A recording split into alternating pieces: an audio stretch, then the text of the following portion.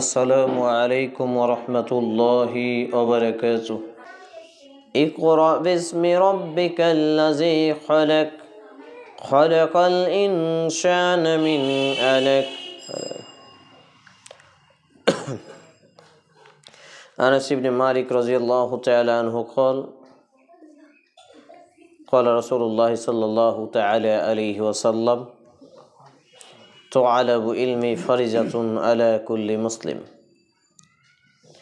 رب اشرح لي صدري ويسر لي امري واحلل عقدة من لساني يفقهوا قولي رب يسر ولا تؤثر وتمم بالخير رب زدني علما رب زدني علما رب زدني علما। সমস্ত প্রশংসার মালিক একমাত্র আল্লাহ তাআলা, যার প্রশংসার ধারা শেষ করা অসম্ভব। সেই আল্লাহ রাব্বুল আলামিনের প্রশংসা করার জন্য আমরা উপস্থিত প্রত্যেকটা মা এবং বোন আন্তরিকতার সাথে পাঠ করি, আমরা বলি আলহামদুলিল্লাহ। অতঃপর অসংখ্য দরুদ ও সালাম শান্তির ধারা বিবর্ষিত হোক সর্বকালের শ্রেষ্ঠ মহামানবের প্রতি, আমরা বলি আল্লাহুম্মা সাল্লি আলাইহি আল্লাহুম্মা বারিক আলাইহি সাল্লাল্লাহু তাআলা আলাইহি ওয়াসাল্লাম।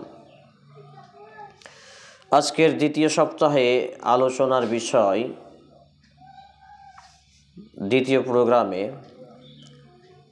ধর্মীয় জ্ঞান অর্জন না করার ক্ষতি। এর আগের বার আমরা জেনেছি ধর্মীয় শিক্ষা অর্জনের প্রয়োজনীয়তা কি। এবারে আমরা জানব ধর্মীয় জ্ঞান বা দ্বীনি জ্ঞান যদি আমরা না অর্জন করি বা আমাদের ছেলে মেয়ে না অর্জন করে, তার ক্ষতির দিকটা কি, সেই ক্ষতির দিকটা কিভাবে ভয়ঙ্কর রূপ ধারণ করতে পারে, সেই বিষয়ে সংক্ষিপ্ত টাইমে পবিত্র কোরআন এবং সেই সুন্নাহর আলোকে আলোচনা উপস্থাপনা করার প্রচেষ্টা রাখছি ইনশাআল্লাহুল আজিজ। ওয়া মা তৌফিক ইল্লা বিল্লাহ আলাইহি তাওয়াক্কালতু ওয়া ইলাইহি উনীব।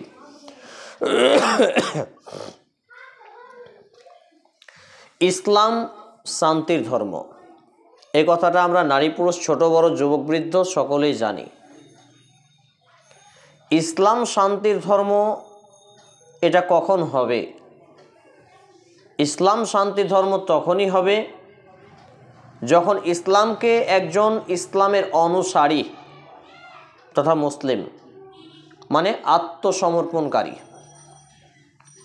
যখন তারা কোরআন এবং হাদিসকে স্টাডিজ করবে, পড়াশোনা করবে, অধ্যয়ন করবে, কোরআন এবং হাদিস নিয়ে চর্চা করবে, তখন তার মধ্যে যে মেধা আসবে, যে জ্ঞান আসবে, যে কমন সেন্সটা জাগ্রত হবে, সেইটা দিয়ে সে ভালো এবং মন্দ, ন্যায় এবং অন্যায়ের পার্থক্যকরণ করতে পারবে। তখনই সেই ব্যক্তি দ্বারা ইসলাম মানে শান্তি এই কথা এবং এই কাজ সমাজে প্রভাবিত হবে। সুবহানাল্লাহ, যেটা আমরা উপলব্ধি করতে পারি না।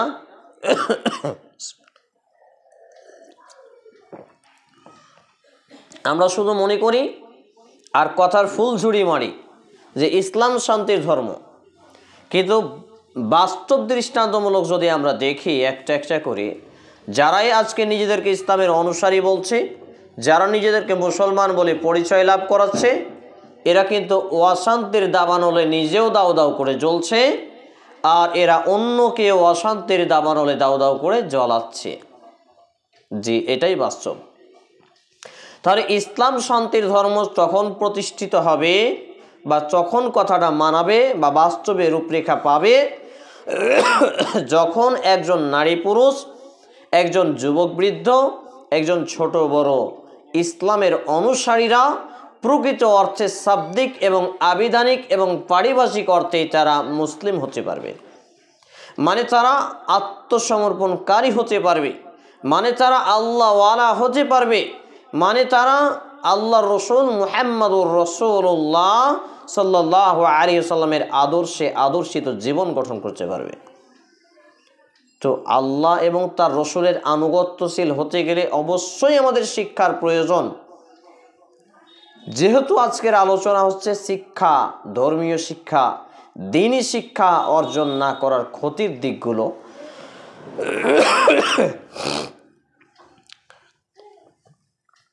আল্লাহ রাব্বুল আলামিন প্রথম কুরআনুল কারীমের সূচনা লগ্নে যে শব্দটি নাজিল করেছিলেন, আমার আপনার জানা কথা, এবং এটা স্পষ্ট একটা ভাষা যে আল্লাহ রাব্বুল ইজ্জাত তিনি ইকরা, পাঠ করো বা পাঠ করুন বা পড়ুন এ শব্দ দিয়ে নাজিল শুরু করলেন। পবিত্র কোরআন এটি রয়েছে সূরা আল আলাক 28তম পারা 603 পৃষ্ঠা 96 নম্বর সূরা আয়াত নম্বর 1। 28তম পারা 603 পৃষ্ঠা 96 নম্বর সূরা 1 নম্বর আয়াতে আল্লাহ রাব্বুল আলামিন প্রথম শব্দটি নাজিল করলেন বিশ্ব মানবতার মুক্তির কল্যাণকামী মুহাম্মাদুর রাসূলুল্লাহ সাল্লাল্লাহু আলাইহি ওয়াসাল্লামের উপরে। মানে এইটা হলো কুরআনুল কারীমের সূচনা। তো যেইটা কুরআনুল কারীমের সূচনা সেইটা বাদ দিয়ে আপনি আপনার ছেলেকে, আপনার মেয়েকে, আপনার পরিবারকে গঠন করছেন, বলছেন বেটা বলো A for apple, B for ball, C for cat. এই শিক্ষা, এই নীতি কে দিয়েছে? এই শিক্ষা, এই নীতি, এই আইডল, এই আইকন, এই থিম কে দিল আপনাকে? আল্লাহর দেওয়া এবং তার রাসূলের দেওয়া যে থিম ছিল সেটা ছিল ইকরা, পাঠ করো, পড়ো। ইকরা বিসমি রাব্বিকাল্লাযী খলাক, পাঠ করো তোমার প্রতিপালকের নামে। খলাকাল ইনসানা মিন আলাক, যিনি মানুষকে সৃষ্টি করেছেন জমাট বাঁধা রক্ত থেকে। ইকরা ওয়া রাব্বুকাল আকরাম, পাঠ করো তোমার পালনকর্তা মহা দয়ালু। সুবহানাল্লাহ। তাহলে যারা আজকে কোরআন এবং হাদিস পড়তে জানি না বলে দূরে সরে যায়, তাহলে তারা কি করছে? কোরআনের বিরুদ্ধাচরণ করছে, কোরআনকে প্রত্যাখ্যান করছে, ছুঁড়ে মারছে। পড়তে জানি না বলে বাহানা কাটিয়ে দিয়ে শেষ হওয়া যাবে না। সবথেকে লজ্জাজনক ব্যাপার হলো বয়স 50, 60, 70, 80, 82, 85 হয়ে গেছে, নামাজও পড়ে জ্ঞান হওয়া থেকে, কিন্তু কোরআন পড়তে জানে না, কোরআন পড়তে জানে না।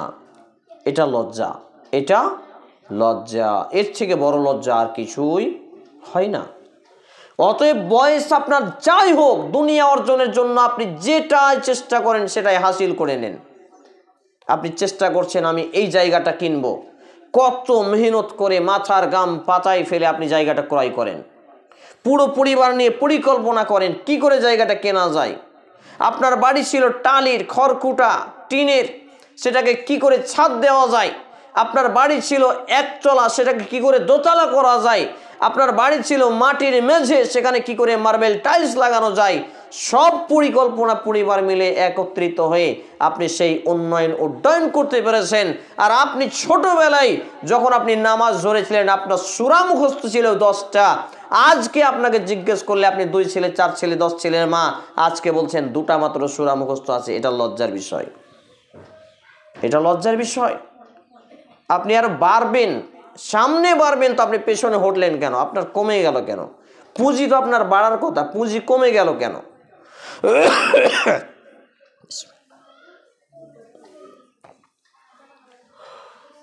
এই পানিটা চেঞ্জ করেন, পানিতে হিট নেই।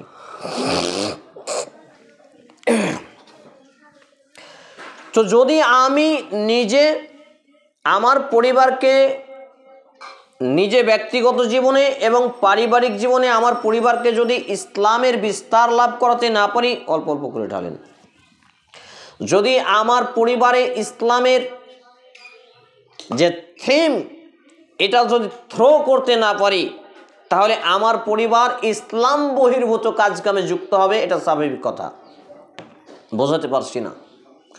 কোনো ব্যক্তিকে যদি ক্ষুধা লাগে, তাকে যদি তার উপযুক্ত খাবার না দেয় কেউ, তাহলে সে চুরি করে হলেও খাবার খাবে, সে চুরি করে হলেও খাবার খাবে। এই উদাহরণটা আমি আরেক জায়গায় ফিটিং করি। যেই সব নারী পুরুষ প্রাপ্ত বয়স্ক বয়স্কা, যাদের যৌবন এসে গেছে, যাদের উপরে বিবাহ দেওয়া এখন ফরজ পিতামাতার, যারা তাদের এই সব যুবক যুবতী ছেলেমেয়েদের বিবাহ দিচ্ছে না, এদের একটা যৌন ক্ষুধা আছে, যেমন পেটের ক্ষুধা আছে। এরা যদি খাবারটা বৈধভাবে না পায় তাহলে তারা খাবারটা অবৈধভাবে গ্রহণ করবে। আস্তাগফিরুল্লাহ, নাউযুবিল্লাহি মিন যালিক। এটাই ঘটছে। তো প্রত্যেকটা মানুষের একটা জ্ঞানের ক্ষুধা আছে, একটা মান্যতার ক্ষুধা আছে, একটা জানকারির ক্ষুধা আছে। সেই ক্ষুধা পরিমাণে যদি সে খাদ্য না পায় তাহলে সে অন্যদের কাছ থেকে সেই ক্ষুধা মেটাবে, অন্যের কাছ থেকে নিয়ে সেই তার চাহিদা পূরণ করবে। তখনই সে বিপদগামী হবে, ইসলামকে ছুঁড়ে মারবে, অন্য সাদৃশ্য গ্রহণ করবে। আর তার প্রাথমিক দিক আমরা বুঝতে পারছি, কোরআন এবং হাদিসের শিক্ষা আমরা আমাদের ছেলে মেয়েদেরকে না দেওয়ার ফলে আমাদের ছেলেমেয়েরা দিবারাত্রি আজকে ক্রিকেট খেলায় যায়। শুধু ছেলেরা যায় তাই নয়, মেয়েরাও যায়। আজকে তারা ফুটবল খেলায় মেতে থাকে, তারা টিভিতে ক্রিকেট খেলা দেখতে ব্যস্ত থাকে, তারা এই আপনার টিভিতে ফুটবল খেলা দেখতে ব্যস্ত থাকে, তারা বিভিন্ন সিরিয়ালে ব্যস্ত থাকে, তারা বিভিন্ন ফিল্মে ব্যস্ত থাকে, তারা কমেডিতে ব্যস্ত থাকে, তারা বিভিন্ন ক্রাইম পেট্রোল, সিআইডি, নাটক, ফাটক, রিলস, ভিগো, টিকটক আর কত কি নোংরামি আছে সব দিকে গিয়ে তারা সময় ব্যয় করে। কারণ কোরআন এবং হাদিসের জন্য সময় ব্যয় করতে হবে, নিজের দিন চর্চা করতে হবে। এই জন্য যেহেতু তারা সময় ব্যয় করার কোনো প্ল্যাটফর্ম পায় না, কোনো পরিবেশ পায় না, সেহেতু তারা অন্য পরিবেশে গিয়ে ঢুকেছে। এটা আমাদের মুসলিম সমাজে, মুসলিম পরিবারে ব্যক্তিগত জীবন, পারিবারিক জীবনে ইসলাম না থাকার এবং ধর্মীয় শিক্ষার না থাকার একটি ফল।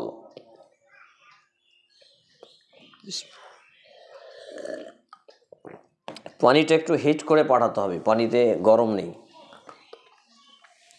তো বলছিলাম আল্লাহ রাব্বুল ইজ্জাত প্রাথমিক লেভেলে মুসলিমদের উপরে, তাম মানব জাতির উপরেও বলা যায়, যেহেতু এটা আম আয়াত।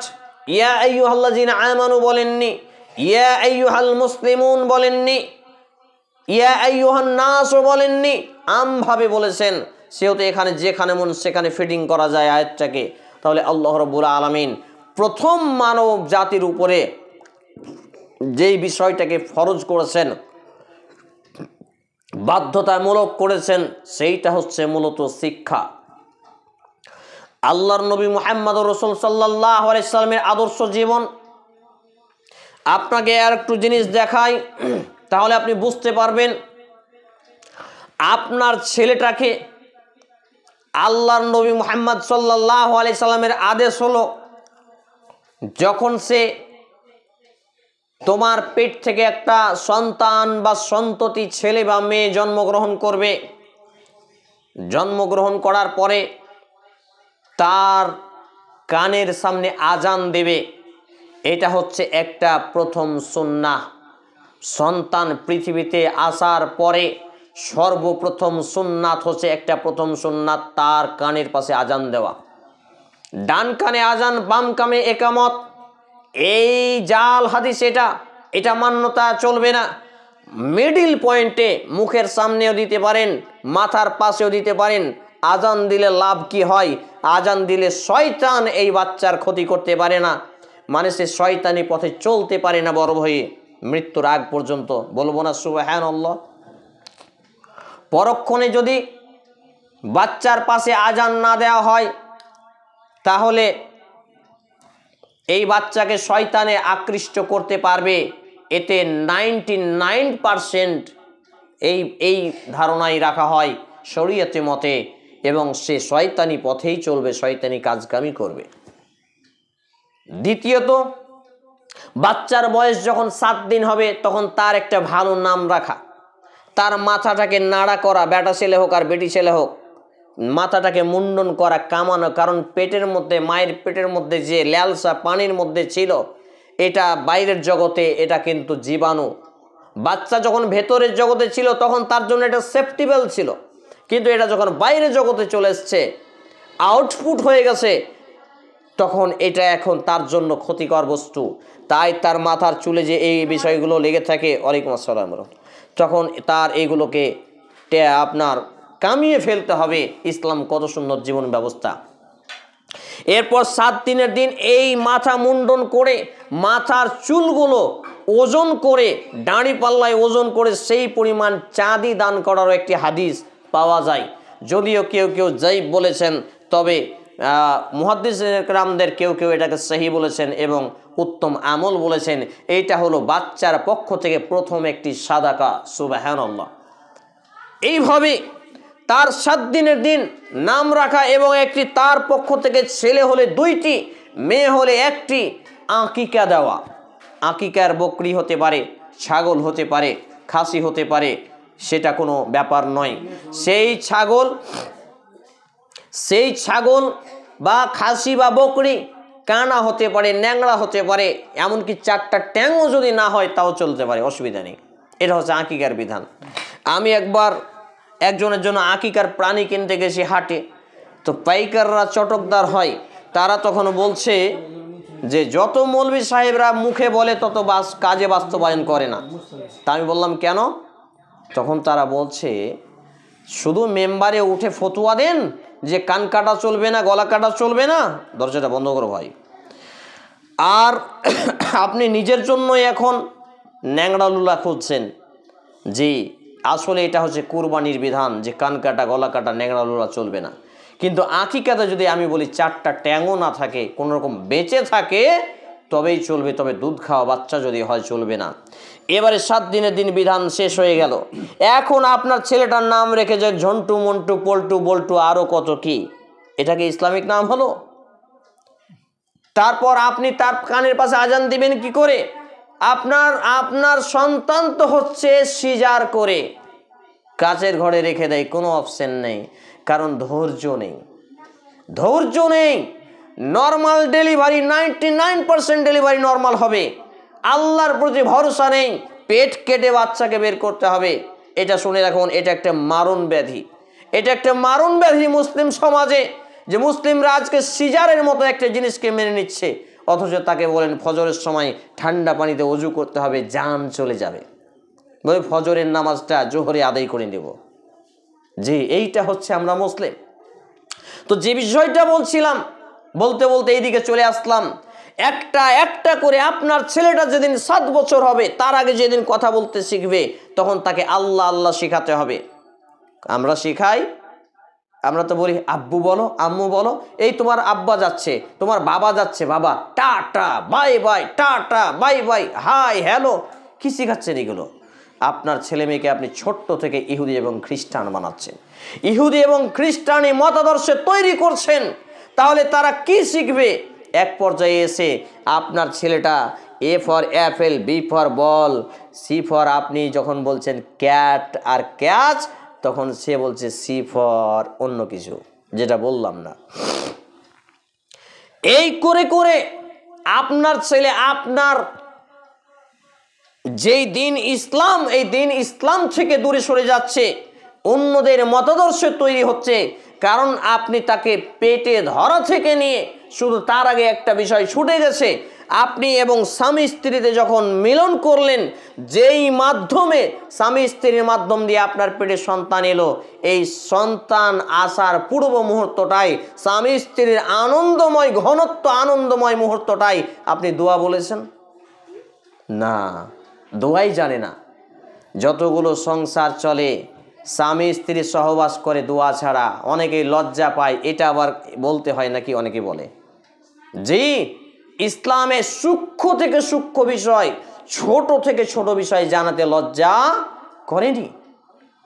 করেনি। এই বিষয় বাপ বেটাতে আলোচনা করা যায়, এই বিষয় মা বেটিতে আলোচনা করা যায়, মা বেটাতে আলোচনা করা যায়। কোনো এখানে আর নেই, আর কোনো ছাড় নেই।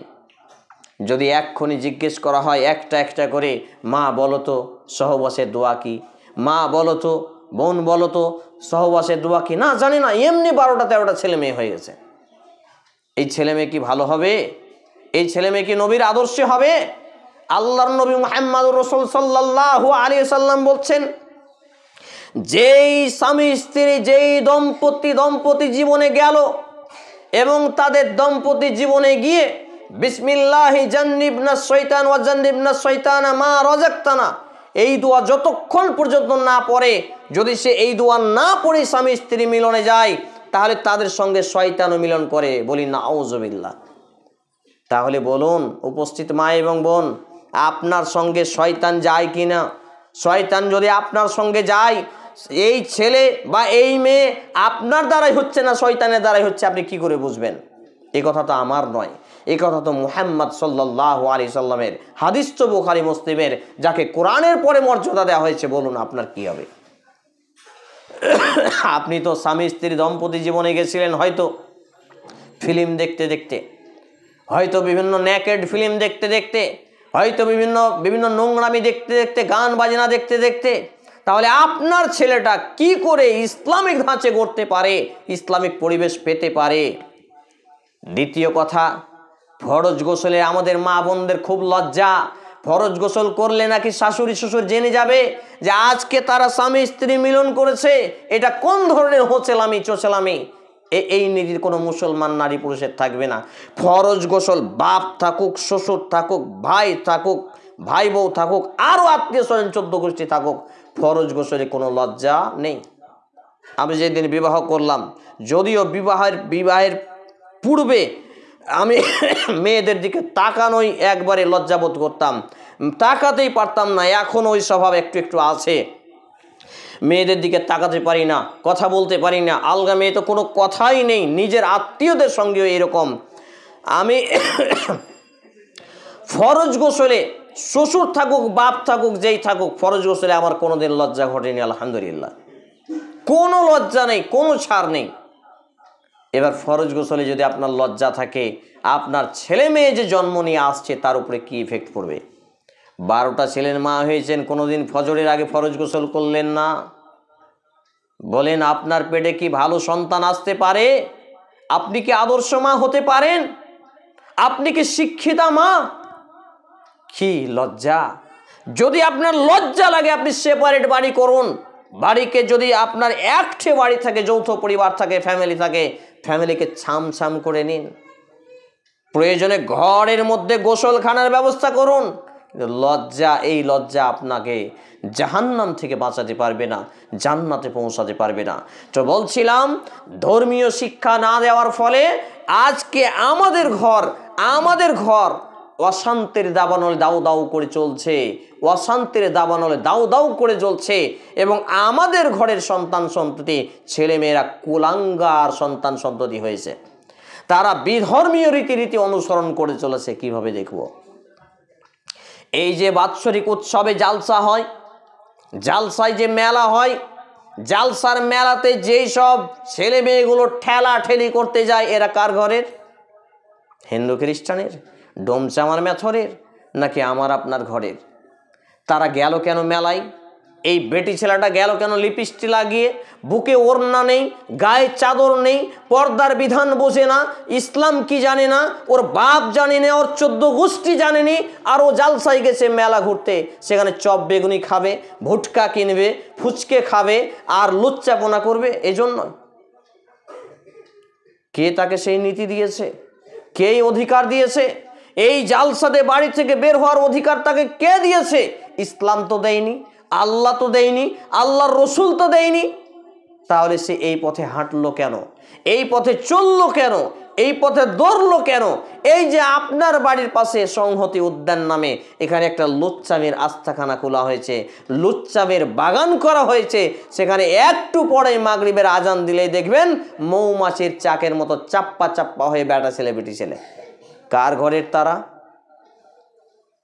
কার ঘরের তারা? হাতে গোনা কজন আছে অমুসলিম দেখে আসেন, হাতে গোনা কজন আছে অমুসলিম দেখে আসেন। সেখানে কেন যাচ্ছে আপনার ঘরের ছেলে মেয়েরা? তাদেরকে উপযুক্ত শিক্ষায় দিতে পারেননি, তাদেরকে আল্লাহর ভয় দেখাতে পারেননি, আল্লাহ ভীতি তাদের অন্তরে জাগাতে পারেননি, তাদের মধ্যে জান্নাতের লোভ এবং জাহান্নামের ভয় দেখাতে পারেননি। অতএব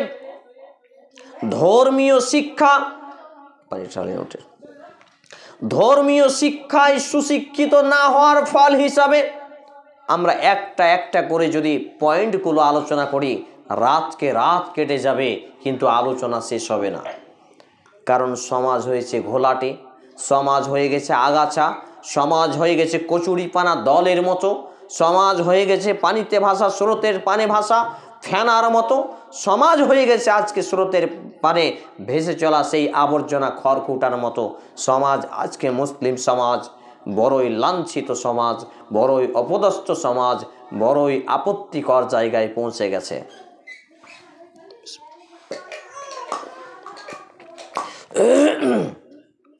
দ্বিতীয়ত, এই যে আপনার বাড়িতে বিয়ে লাগলো, আপনার বাড়িতে বিয়ে মানে কি রং তামাশা? আপনার ছেলের বিয়ে, মেয়ের বিয়ে, বিয়েতে কুটুম বলা বলি, এটা একটা বিদাতি প্রথা, এটা ইসলামী পরিপন্থী প্রথা। বিয়ের দুদিন আগে নিমন্ত্রণ করা এই প্রথা ঠিক নয়। বিয়ের একদিন আগে নিমন্ত্রণ করা এই প্রথাও ঠিক নয়।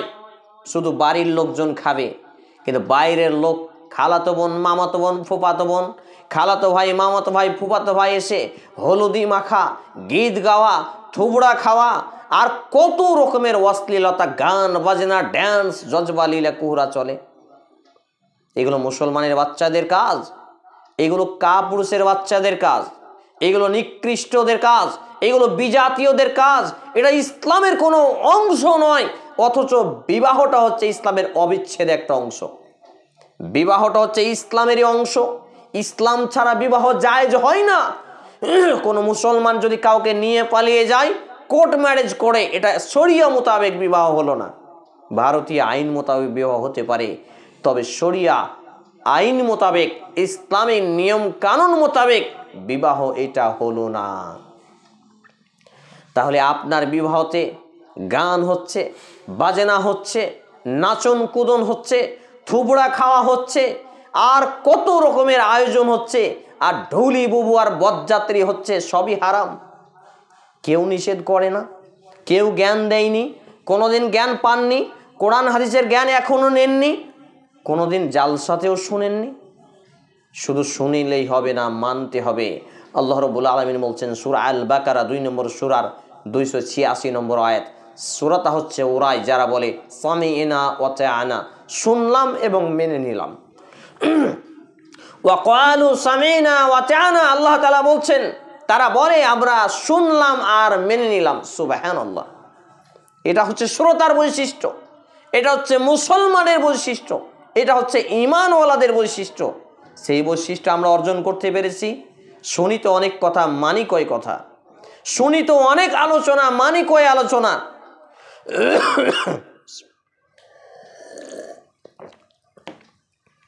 এই বিবাহতে নাচন কুদন, গান বাজনা, বিবাহতে যৌতুক নেওয়া, শ্বশুরের কাছ থেকে বাইক নেওয়া, শ্বশুরের কাছ থেকে খাট, গোলরেজ আর কিছু নেওয়া, শ্বশুরের কাছ থেকে টাকা নেওয়া, শ্বশুরের বাড়িতে গিয়ে ঢুলি বিবি বরযাত্রী নিয়ে যে খাওয়া, সবই হচ্ছে হারাম, নাজায়েজ, কাবিরা গুনাহ এবং জুলুম। এইগুলো যদি কেউ করে থাকেন, শ্বশুরকে ফেরত দিতে হবে। শ্বশুর যদি ক্ষমা না করে, বিচারের মাঠে পাকড়াও হয়ে যাবেন। বিবাহ হবে, মেয়ের পক্ষ থেকে 10 টাকা খরচ করার ইসলামে কোনো বিধান পাওয়া যায় না। মেয়ের বাপ যদি জমিদারের বেটা জমিদার হয়, টাকাওয়ালার বেটা টাকাওয়ালা হয়, খরচ করতে পারে মেহমান যে দুটো আসবে। তবে বিয়েতে ডুলি বুবু প্রথা একেবারেই হারাম, বরযাত্রী প্রথা একেবারেই হারাম। আর তারপরের দিন 8 মংলা 7 মংলা, অর্দা বড়ন্তা ছড়ন্তা যত কিছু আছে সব কিছু হিন্দুদের কাছ থেকে আসা উৎসব। এগুলো মানা যাবে না, এগুলো করা যাবে না, কবিরা গুনাহের অন্তর্ভুক্ত। তাহলে এইগুলো করছে কেন? ধর্মীয় জ্ঞান নেই এই জন্য। তাহলে বললাম না, কোরআন এবং হাদিসের জ্ঞান যদি আমার পরিবারে না থাকে, আপনার পরিবারে না থাকে, এর ক্ষতিকর দিকগুলো কোন দিকে যেতে পারে, এইভাবে ক্ষতিকর দিক গেছে। আর একটু দেখাই, আপনার মেয়েটা ক্লাস 9-এ পড়ে, সামান্য এখন শীতের দিনে হয়তো একটু সোয়েটার মোয়েটার পরছে, মোটা কিছু। গরমের দিনে দেখবেন ওড়নাটাকে ব্যাটা ছেলে মাপলেট লটকার মতো করে লটকিয়েছে, বুকে কোনো দুপাট্টা নেই, ওড়না নেই, পিঠটা যেন ফুটবল খেলার মাঠ, পরনে পড়েছে লেগিংস, জেগিংস, জিন্স, কত নোংরামি ড্রেস পোশাক পরে। তার শরীরের দৈর্ঘ্য কতটি, প্রস্থ কতটি, লম্বা কতটা, চওড়া কতটা, তার শরীরে হাড্ডি আছে নাকি মাংস আছে, চর্বি আছে নাকি গোস্ত আছে, রাস্তা দিয়ে হাঁটলে সে সব বোঝা যায়। এটা কোন ধরনের আচরণ? বাড়ির পাশে গান বাজছে, হিন্দু না মুসলিম? হ্যাঁ, জানালাটা বন্ধ করো। এটা কোন ধরনের মুসলমান? যেই মুসলমানের বাচ্চা মুসলমান বাড়ি থেকে বের হবে, ওর মা কি ওকে শিক্ষা দেয়নি তোমার মাথার চুল যদি কোনো পরপুরুষ দেখে তোমার আমল নামায় পাপ লেখা হবে? আম্মু, তোমার মাথার চুল যদি কোনো পরপুরুষ দেখে তোমার আমল নামায় পাপ লেখা হবে, তোমার বাপের আমল নামায় সেই পাপ লেখা হবে, যেই পুরুষরা দেখবে তার আমল নামায় সেই পাপ লেখা হবে, তোমার বড় ভাইয়ের আমল নামায় সেই পাপ লেখা হবে।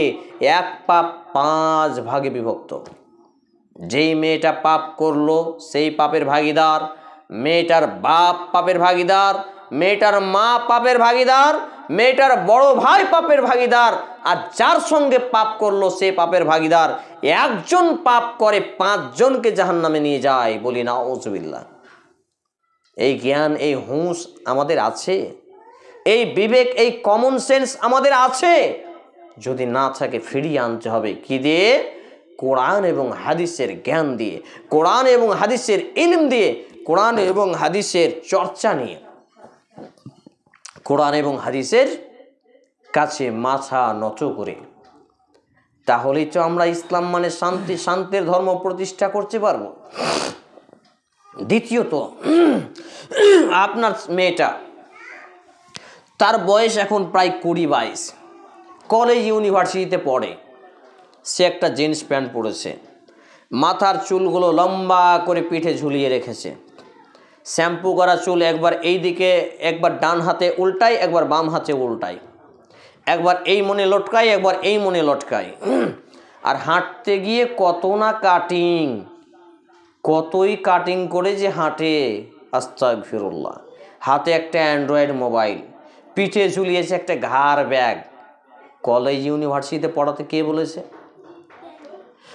বর্তমান ফিতনাময় যুগে আপনার মেয়ে ক্লাস 9 থেকে মাধ্যমিক সর্বোচ্চ, এর বাইরে কোনো পড়া পড়তে পারে না। যদি পরে বুঝে রাখবেন, আপনার একটা মেয়ে আপনাকে সহ আপনার বড় ছেলেকে, আপনার স্বামীকে এবং জাতিকে জাহান্নামে নিয়ে যাওয়ার জন্য যথেষ্ট। কারণ এই পরিবেশে সহশিক্ষা ছাড়া, নারী পুরুষ, বেটা ছেলে বেটি ছেলে এক জায়গায় বসে পড়া ছাড়া বিকল্প আলাদা আলাদা মহিলা কলেজ, মহিলা ইউনিভার্সিটি, গার্লস হোস্টেল, গার্লস বিভাগে পড়াশোনার ব্যবস্থা নেই বললেই চলে। কোনো সেফটিবেল নেই। কি করে বাঁচবেন? আমি সিদ্ধান্ত নিয়েছি, মেয়ে যেই দিন 9-এ উঠবে তার স্কুলে যাওয়া বন্ধ ইনশাআল্লাহ। দ্বিতীয়ত, মেয়ের বয়স যেদিন 15 থেকে 16 হবে, বিবাহ দিয়ে পরের ঘরে বিদায়। কোনো বাকি নেই, কোনো চেয়ার বাকি নেই। এবং সে হাফেজা করেন আর আলেমা করেন, তার শারীরিক গঠন দেখে আগে আগে দূরে সরিয়ে নেন, নইলে পস্তাতে হবে। দ্বিতীয়ত, 3 নম্বর বিষয়, আপনার মেয়েটা যখন 2 ছেলে 3 ছেলের মা হয়ে যায়, গরমের দিন দেখবেন পিঠটা তার ফুটবল খেলা মাঠের মতো থাকে, তার শাড়ি পরলে পেট দেখা যায়, পিঠ দেখা যায়, এই দিক উদাম সেই দিক উদাম, তার শরীরে কোন অংশ কতটা উঁচু নাকি কতটা নিচু সব কিছু বোঝা যায়। সে এইভাবে রাস্তাঘাটে চলে, মানে সে কি অন্যদের মেয়ে নাকি সে মুসলমানের মেয়ে? যদি মুসলমানের মেয়ে হয় তাহলে এই ড্রেস পোশাকে চলতে পাবে না, তাকে কালো রঙের একটা ঝিনুকের মতো একটা আবদ্ধ হয়ে থাকতে হবে, সেটা হচ্ছে বোরকা, পর্দা। অনেক মেয়ে আছে কলেজ ইউনিভার্সিটিতে গেল, বাপ মায়ের চাপে বোরখা পরে গেল, বাসে উঠতে উঠতে বোরখা খুলে ব্যাগে ভরে নিল। কি মজা, কি মজা! এই পরিবেশ, এইটা কি ধর্মীয় শিক্ষা না দেওয়ার খারাপ দিক নয়? এইটা কি ধর্মীয় শিক্ষা না দেওয়ার ভয়ঙ্কর রূপরেখা নয়? এইটাকে দিনই শিক্ষায় সুশিক্ষিত না করার প্রতিফল নয়? তারপর আপনার মেয়েটাকে 10 মাস 10 দিন গর্ভে পেটে ধারণ করলেন, কত কষ্ট করে 2 বছর 2.5 বছর দুধ পান করালেন, কত কষ্ট করে তাকে তেল কাজল দিয়ে 5 বছর 7 বছর তার পেশাব পায়খানা করালেন, তার সেবা যত্ন নিলেন, 10 বছর 12 পর্যন্ত ড্রেস পোশাক পরতে শিখালেন। এক পর্যায়ে যেতে যেতে যেতে যেতে আপনার মেয়েটা এখন ফেসবুকে ভাইরাল হওয়ার জন্য নিজেই কাপড় খুলে দিয়েছে। আস্তাগফিরুল্লাহ। কত দেখবেন? মিলিয়ন মিলিয়ন মিলিয়ন হয় 10 লাখে 1 মিলিয়ন, 10 লাখ সমান 1 মিলিয়ন, মিলিয়ন মিলিয়ন এই কুলাঙ্গারি কর্মকাণ্ডে যুক্ত রয়েছে এই নামধারী মুসলমানদের মেয়েরা। শুধু কি তাই? আপনার মেয়ের সঙ্গে বেটা ছেলের বন্ধুত্ব রয়েছে, আপনার বাড়ি আসে, চা ডিম খাই, তা আপনি তখন বলছেন, মা তোর বন্ধু তুই চিনিস, আমরা তো চিনি না, পরের বেটা কি দেখবো, তো তুই একটু চা টেবিলে আগিয়ে দিয়ে আয়। এই চা পানি আগিয়ে দিতে দিতে মনের মধ্যে একটা ভাব তৈরি হয়ে গেছে। হতে হতে হতে হতে এক পর্যায়ে আপনাকে সাহস করে বলতে পারেনি, তারা পালিয়ে গেছে। তখন আপনি বলছেন, মেয়েটা আমার এত খারাপ, আমার কপাল পুড়ালো, আমার মান সম্মানে হানি করে দিল, মেয়ে এত খারাপ, তুই বাড়ি আয়, তোকে বিষ দিয়ে মারবো, তুই বাড়ি আয়, তোর গলা টিপে মারবো। এখন বলে লাভ হবে? চোর পালিয়ে বুদ্ধি। সেই মেয়েটা যখন আপনার আন্ডারে ছিল, যখন সে আউট অফ কন্ট্রোল হয়নি, যখন সে আপনাকে প্রাধান্য দিত, তখন আপনার মেয়েটাকে আপনি ধর্মীয় শিক্ষায় সুশিক্ষিত করলেন না কেন? তার মধ্যে আল্লাহ ভীতি জাগ্রত করলেন না কেন? তার মধ্যে কবরের ভয়ঙ্কর শাস্তির কথা ভরলেন না কেন? তার অন্তরে ঈমানি বীজ বপন করলেন না কেন? তাকে জাহান্নামের ভয়ঙ্কর আগুনের শাস্তির কথা শোনালেন না, জানালেন না, বোঝালেন না কেন? জান্নাতের অসীম অশেষ নিয়ামতের কথা তাকে দিয়ে লোভ দেখালেন না কেন? আল্লাহর ভীতি কাকে বলে একটু দেখাবো, একটু দেখাচ্ছি দেখুন। মনে করুন আপনি আপনার স্বামীকে খুব ভয় করেন, আপনার স্বামী বলেছে আমার অর্ডার ছাড়া তুমি বাড়ির বাইরে পেশাব পায়খানায়ও যাবা না, খুব ভয় করেন। আপনার স্বামী বলছে আমি আসছি, 2 দিন পরে বাড়ি ফিরবো। দেখেন 1 দিন পরে আপনি বেরিয়ে গেছেন বাড়ি থেকে, কারণ স্বামী নেই যে। কিন্তু আল্লাহ ভীতিটা কি জানেন? আল্লাহ ভীতিটা এমনই ভীতি, যদি কারো অন্তরে ঢুকে যায়, মনে করেন আপনি সিয়াম রোজা আছেন, প্রচণ্ড চৈত্র বৈশাখ মাসের দিন, পিপাসা লেগেছে, পুকুরে গোসল করছেন, পানিটাও খুব টলমলে, ডুব দিয়ে গোসল করছেন, এখন আপনি লুকিয়ে চুরিয়ে পানিটা পান করতে পারেন, কিন্তু আপনার অন্তরে আল্লাহর ভয় কাজ করছে যে আমি যদি পানিটা পান করি তাহলে আমার সিয়াম বাতিল হয়ে যাবে। এটা হচ্ছে আল্লাহ ভীতি। তো মানুষকে ভয় করলে আপনার কোনো ফায়দা হবে না, আল্লাহর ভয় যার মধ্যে থাকবে তখন আপনার ফায়দা হবে। আপনার ছেলে মেয়েকে আল্লাহ ভীতি শেখান। আল্লাহ ভীতি কত শর্টকাটে বোঝালাম। এরপর আপনার ছেলেটা বকরি কাটা করে চুল কেটে আসে, এই বকরি কাটা করে চুল কেটে আসাটা ইসলামে শিক্ষা না পাওয়ার একটি ফল। আপনার ছেলেটা ছেঁড়া প্যান্ট পরে না, আগের জামানায় চোর ধরা পড়লে তাকে পিটিয়ে মেরে ধরে তার প্যান্ট শার্টকে ছিঁড়ে দেওয়া হতো। এখন আপনার ছেলেটা বাজার থেকে দোকান থেকে কিনেই নিয়ে এসছে প্যান্টটা কি ছেঁড়া, তার ছেঁড়া, প্যান্ট ছেঁড়া, সব ছেঁড়া, বুদ্ধিও ছেঁড়া হবে না তো ভালো হবে? জি। আর এই যে ডিসেম্বর মাস, আজকে ডিসেম্বর মাসের 22 তারিখ হলো, 22 তারিখ, আর কয়েকদিন পরে আসবে 1 জানুয়ারি। 1 জানুয়ারিতে আপনার ছেলে মেয়ে হ্যাপি নিউ ইয়ার পালন করবে। আসলে সেটা পাপি নিউ ইয়ার। এই পাপি নিউ ইয়ার পালন করার কারণ হচ্ছে সে ধর্মীয় শিক্ষায় সুশিক্ষিত হতে পারেনি। শুধু সে পারেনি এমন নয়, যেই যেই ছেলে মেয়েরা করে সে নিজে পারেনি, তার বাপ পারেনি, তার মা পারেনি, তার বড় ভাই পারেনি, সবাই কাপুরুষ, সবাই কাপুরুষ। যদিও তার বাপ মা তাহাজ্জুদ পড়ে, যদিও তার বাপ মা তাহাজ্জুদ গুজারি হয়, তবুও এরা ফাও ফাও ফাও, কিছু নেই, কিছু দাম নেই এদের। কারণ যেই ব্যক্তি আল্লাহওয়ালা হবে, তার ছেলে মেয়ে ব্যতিক্রমে একটা অ্যাক্সিডেন্ট ঘটে যেতে পারে খারাপ হওয়ার জন্য। 10টা ছেলে মেয়ে জন্ম দিয়েছে, 9টাই নামাজ পড়ে না, তো বলছে বাপ ভালো মা ভালো, ছেলেগুলো খারাপ না, বাপ এবং মা খারাপ। আমি প্রমাণ করবো, চ্যালেঞ্জ থাকলো।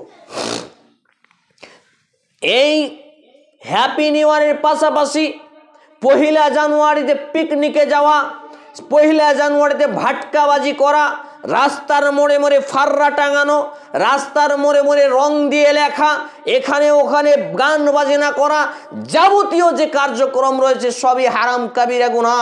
এইগুলো এবং কোনো মুসলমানের বাচ্চা মুসলমান করতে পারে না, এইগুলো কোনো মুসলমানদের অনুষ্ঠান নয়, এগুলো বিজাতীয়দের রীতিনীতি। নবী মুহাম্মদ সাল্লাল্লাহু আলাইহি সাল্লাম বলছেন, মান তাসাব্বাহা বিকৌমিন ফাহুয়া মিনহুম, যেই ব্যক্তি যেই দলের সাদৃশ্য অবলম্বন করলো, যেই ব্যক্তি যেই কওমের অনুসরণ করলো, সে তাদের বলেই গণ্য হলো। ইসলামে গান বাজানা হারাম, বাদ্যযন্ত্র হারাম, বর্ষবরণ হারাম, বর্ষহরণ হারাম, হ্যাপি নিউ ইয়ার পাপি নিউ ইয়ার সব হারাম, পিকনিক করা হারাম। এই ট্যুরে যাওয়া, ট্যুরে গিয়ে পিকনিকে যাবে, এই ডিজে গান বাজিয়ে, এই গাড়ি ভাড়া করে, বেটা ছেলে বেটি ছেলে, বেটা ছেলে বেটি ছেলে, সব হারাম, নাজায়েজ কাবিরা গুনাহ। আর এইগুলো হলো অমুসলিমদের কাজ। যারা এগুলো করবে তারা মুসলমান থাকবে না। আপনি আপনার ছেলে মেয়েকে ধর্মীয় শিক্ষা দিলে সে কখনো বলবে না মা আমি পিকনিকে যাব, কখনো বলবে না আব্বা আমি পিকনিকে যাব। যদি আপনি টাকাওয়ালার বাচ্চা, টাকাওয়ালা হন, দ্বীনের পথে ব্যয় করেন দেখি, কোরআন এবং হাদিসের প্রচারের পথে ব্যয় করেন দেখি, কিন্তু আপনাদের সেখানে সেই সুযোগ হয় না। আমরা বিগত 2012 সাল থেকে আদর্শ ইসলামিক লাইব্রেরি দাওয়া সেন্টার বিবাহিত নারী পুরুষকে কোরআন শিক্ষার ব্যবস্থা করার যেই প্রচেষ্টা, আলহামদুলিল্লাহ এই বছরের সফলতা পেয়েছি।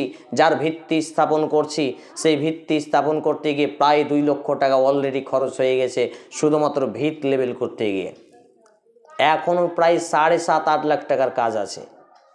কই একটা মা এবং বোনও তো আঁচল থেকে 500 টাকা খুলে দেয় না, তখন টাকা বের হয় না।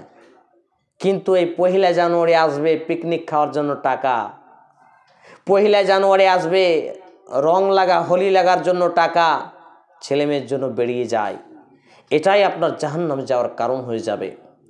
ধর্মীয় শিক্ষায় যতক্ষণ পর্যন্ত আপনি সুশিক্ষিত না হতে পারবেন, ধর্মীয় শিক্ষায় যতক্ষণ পর্যন্ত আপনার ছেলে মেয়েকে সুশিক্ষিত না করতে পারবেন, বিশ্বাস করুন আপনি নিজেও অশান্তির দাবানলে দাউ দাউ করে জ্বলবেন, আপনার পরিবারও অশান্তির দাবানলে দাউ দাউ করে জ্বলবে। অতএব আমি আপনি নিজেকে ইসলামের সুশীতল ছায়ায় আনতে গেলে ধর্মীয় সুশিক্ষা অর্জন করতে হবে, কোরআন এবং হাদিসের জ্ঞান অর্জন করতে হবে। পাশাপাশি জীবনে যতদিন বেঁচে থাকবেন বেনামাজি থাকা যাবে না, বেপর্দা থাকা যাবে না, এমনকি চেহারা খুলে পর্যন্ত রাখা যাবে না। আপনার মুখটা যে দেখা যায়, কোনো বেটা ছেলে দেখতে পায়, এটাও করা যাবে না। একদিন পর্দার বিধান নিয়ে আল্লাহ বাঁচিয়ে রাখলে আলোচনা রাখা হবে ইনশাআল্লাহ। তবে একটি আপনাদেরকে অনুরোধ রাখি, যেটা এর আগে বলেছিলাম, যে গত সোমবারে তো আমার অসুস্থতার জন্য আসা হয়নি, চরম অসুস্থ অবস্থায় ছিলাম।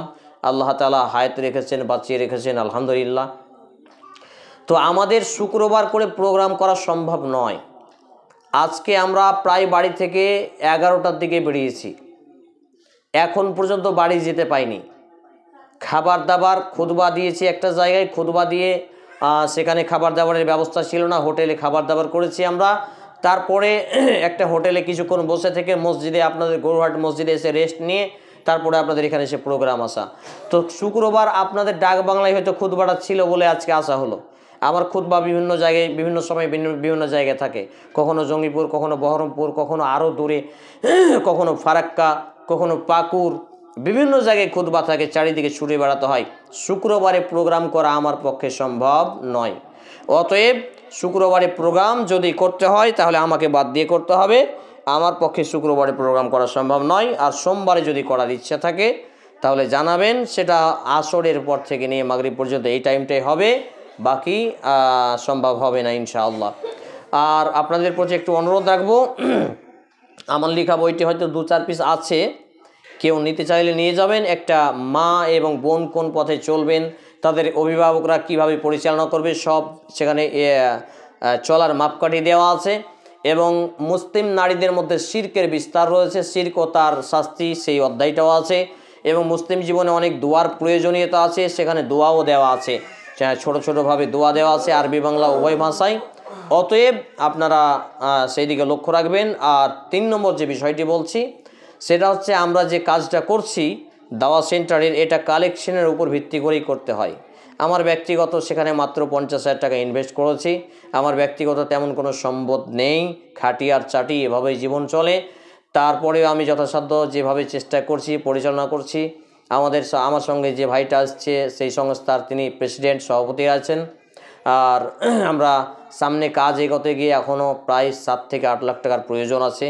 সেই লক্ষ্যে আপনারা মুক্ত হস্তে দান করার চেষ্টা করবেন, যেটা আপনার সাদকায়ে জারিয়া স্বরূপ কাজ হবে ইনশাআল্লাহুল আজিজ।